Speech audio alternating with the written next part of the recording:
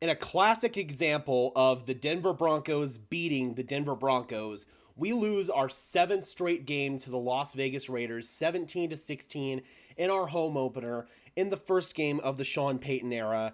This was a frustrating loss, Broncos country, because Russell Wilson played well enough to win.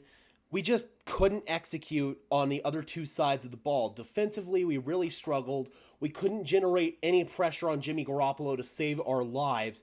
Damari Mathis had an incredibly rough day at the office going up against the Raiders' number 2 wide receiver, Jacoby Myers. And it's unfortunate because that took away a really strong performance from PS2 on Devontae Adams on the other side. It was really unfortunate. The Broncos shot themselves in the foot multiple different times. I have here written down several plays that the Denver Broncos really just shot themselves in the foot, and that's why we ultimately lost this game. It was a 1-point game in a game, first of all, where the Denver Broncos missed a field goal and an extra point with new kicker Will Lutz.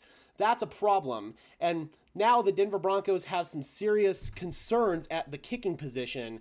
And this is a self-inflicted wound because they released Brandon McManus in the offseason. Now, I'm somebody who believes that moving on from Brandon McManus was actually the right decision. The team was just really ill-prepared for it because their contingency plan initially was Brett Maher, who, based on his performance today with the Los Angeles Rams, seems to have lost his confidence. And after that, we fall back on Will Lutz, who had a down year last year with the New Orleans Saints after missing all of 2021 with a season-ending injury. And after that, Will Lutz has not been the same player. He struggled in New Orleans last year, and today he missed an extra point and he missed a 55-yard field goal. Now, granted, the conditions to kick in weren't the greatest. It was a little bit rainy out there at the game today, but it's still... You expect an NFL kicker to make those kicks.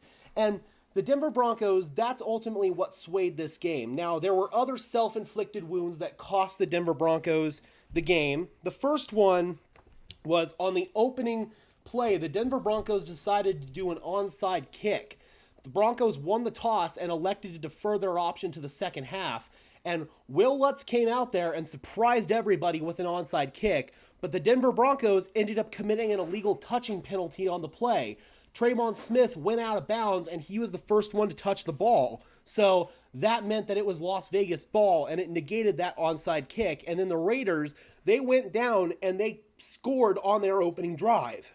Then Denver actually got the ball and they marched downfield on their opening drive offensively and scored 7 points. Russell Wilson looked crisp on that drive and the team was able to overcome a couple of penalties on that drive. It was a great looking drive and it ended with 6 points. Should have ended with 7, but Will Lutz missed the PAT. Then we allowed Jimmy Garoppolo to scramble for a first down on the Raiders' next drive, and on that play, Justin Simmons got an unnecessary roughness penalty, and the Raiders went down and scored a touchdown on that drive. So that's another one. Chris Manhertz had a hold on Denver's next offensive drive. Max Crosby got a sack, and that stalled Denver's second drive offensively.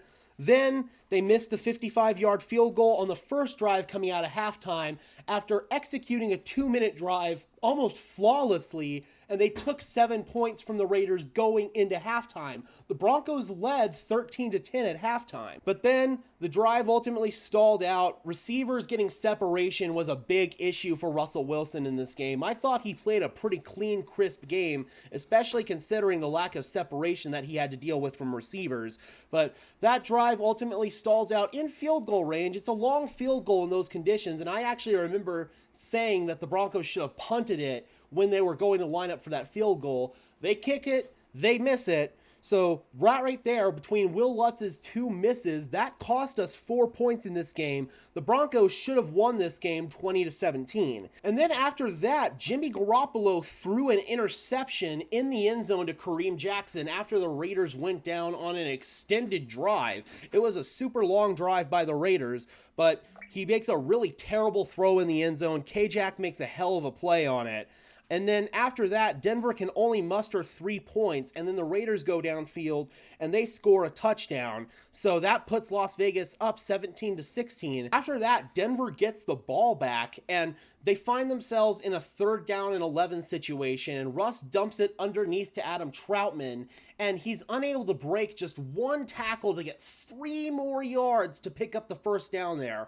That was a big killer for Troutman. I'll have to go back and look at the tape on that. I haven't watched the tape yet. I just got home from the stadium not too long ago. Traffic was absolutely insane coming back.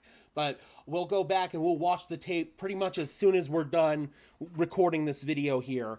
But that one was a killer. And then after that, the Raiders got the ball back. And on that drive, the Denver Broncos put Las Vegas in a 3rd down and long situation. They didn't convert on it, but Kareem Jackson commits just a stupid penalty. He lowers his head and he knocks Jacoby Myers out of the game. It was a scary looking injury for Myers. I really hope he's okay, but that's just a really dumb penalty. K-Jack, as a veteran, needs to know better than that. And I'm hoping he got chewed out in the locker room by Sean Payton, because that penalty is really what sealed the deal and allowed the Raiders to go in and run out the clock. That was horrible. That despite all of Denver's shortcomings, even with the Will Lutz misses, the Broncos offense was going to get an opportunity to go downfield. They were going to get the ball back with some time to work with, and we were going to really see what Russell Wilson was made of. Then K-Jack goes and whacks Jacoby Myers in the helmet. And if you want to pinpoint a play that really lost the game for the Denver Broncos, I would honestly say that K-Jack's penalty is that play. So overall, man, way too many self-inflicted wounds. And I want to say I predicted the Denver Broncos to win this game 20-17. And this was just a game where you could not afford to leave 4 points on the table like the Denver Broncos did. The kicking game is going to be a major concern going forward with Will Lutz. Now let's go ahead and take a look at some team stats here. First downs, this was pretty much consistent all across the board here. Both Denver and the Raiders got 22 first downs, 11 via the air, 5 via rushing, and then 6 first downs on each side due to penalties. That's unacceptable. If we come here, the Denver Broncos had 10 penalties for 83 yards. Raiders also had 10 penalties for 97 yards, but Denver's penalties came at the worst possible time. I think of that Chris Manhertz hold. I think of the hit on Kareem Jackson. Those were 2 penalties that really cost the Denver Broncos a chance to win this game if you boil it down. So our penalties were just a lot worse timed than the Las Vegas Raiders penalties were, because there were plenty of instances where the Raiders shot themselves in the foot in their own respective right, but Denver just did it at a worse time, and that's what cost us this game. 3rd down efficiency here. Both teams were 5 for 11 on 3rd down. Vegas ran 55 total plays. Denver ran 58 total plays. Total yardage was about the same, 260 yards basically. But the total points per drive allowed on defense was a little bit of an issue here. And then offensively, I mean, we scored 16 points on 6 drives, should have been 20 points, so our points per drive ratio would have been higher. So the Raiders, I mean, we just can't allow teams to go on long extended drives the way that the Raiders did in this game.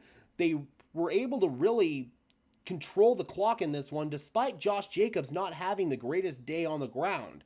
I mean, the Raiders, with their short passing attack, were basically using it almost like a pseudo run game, and it worked really, really well for them. I mean, if you look at the rushing stats here, Denver outrushed the Raiders, but again, if you come over here and look at the passing stats, Vegas had 200 yards through the air as compared to Denver's 166. And not to say that Denver's passing game, I mean, Russell Wilson played well, but the problem was there were instances on key 3rd downs especially, and in the red zone, where receivers couldn't get separation, and the Raiders' coverage was just so tacky that Denver was unable to find any options downfield, and we had to settle for field goals on 2 occasions. One of them, Will Lutz missed. So yeah, man, that's an issue right there for the Denver Broncos. That is another big reason why we lost this game.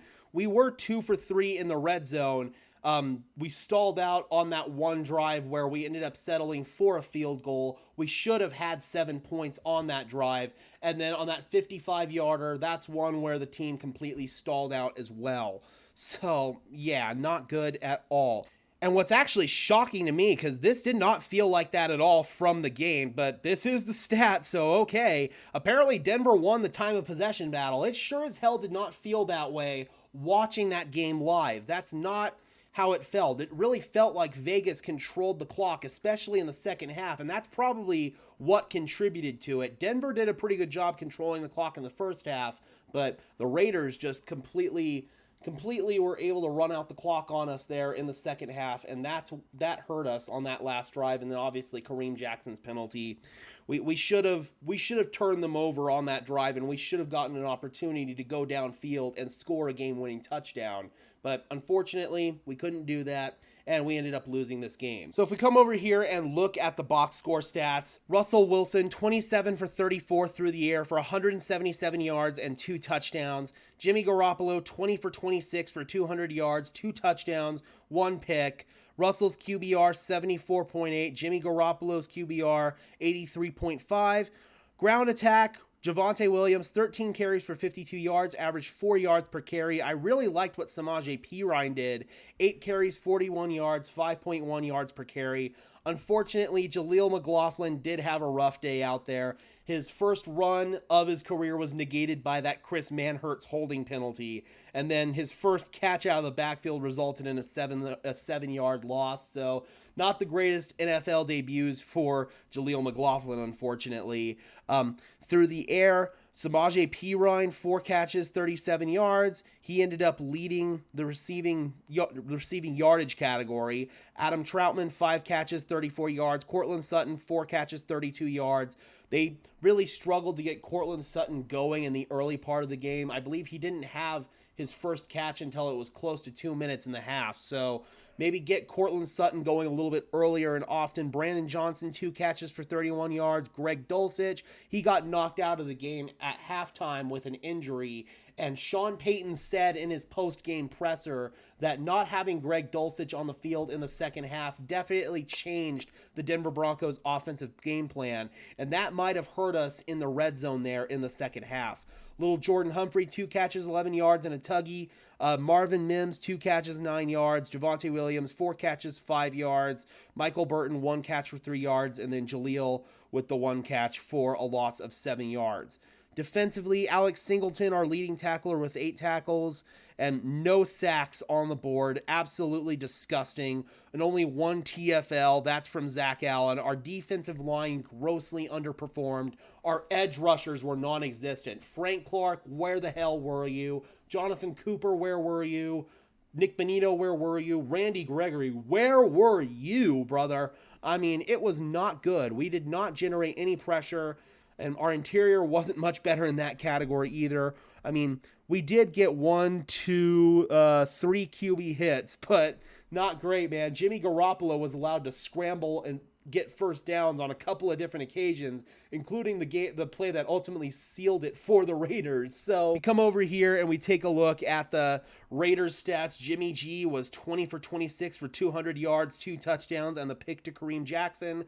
We did a great job containing Josh Jacobs, and that's what really pisses me off that we lost this game, because we did so good containing Josh Jacobs. Just 48 yards on 19 carries, 2.5 yards per carry.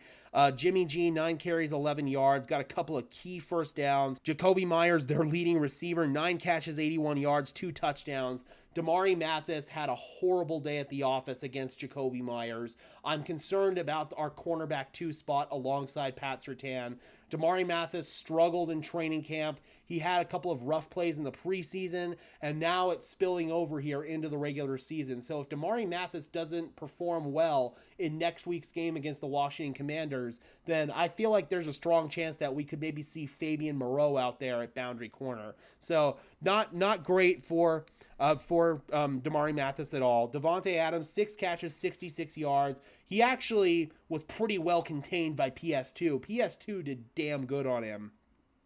Josh Jacobs, 2 catches, 23 yards. Austin Hooper, 1 catch for 20 yards. DeAndre Carter, 1 catch, 5 yards. And Zamir White, 1 catch for 5 yards. Defensively here, Max Crosby got a sack. Then Jerry Tillery also got a sack. Nate Hobbs with 2 TFLs. Divine Diablo. I mean, we got blown out in the TFLs category by the Raiders. And then Max Crosby with 2 hits on Russell Wilson. Jerry Tillery with 1. And then Nate Hobbs with 1 as well. So, oh man, dude, not great at all. So we come down here on special teams now. Daniel Carlson, 1 for 1 on field goals from 24 yards out, 2 for 2 on extra points. AJ Cole just had 1 punt for 49 yards. Only 1 punt is a big issue. Marvin Mims had 2 returns for 55 yards, including a 30-yard return. That was definitely a bright spot for sure. Will Lutz, obviously 1 for 2 on field goals and then 1 for 2 on extra points. A really bad day from Lutz. Riley Dixon did have a strong day. 2 punts, 80 yards, average of 40 per punt, including 1 inside the 20. That one was actually down inside the 5. So really good job from Riley Dixon today. But man, this team just had way too many self-inflicted wounds to overcome.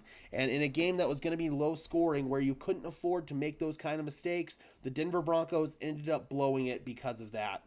All right, Broncos country, what is your outlook on this team now that we are 0-1 and we lost our first game against the Las Vegas Raiders? Drop those comments down below, guys. I would love to hear your thoughts as always. Be sure to leave a like on this video as well as subscribe and ring the bell so these videos appear in your notification feed. And until next time, guys, this has been another episode of Denver Broncos Syndicate. I am your host, Gage Madrid, saying peace out.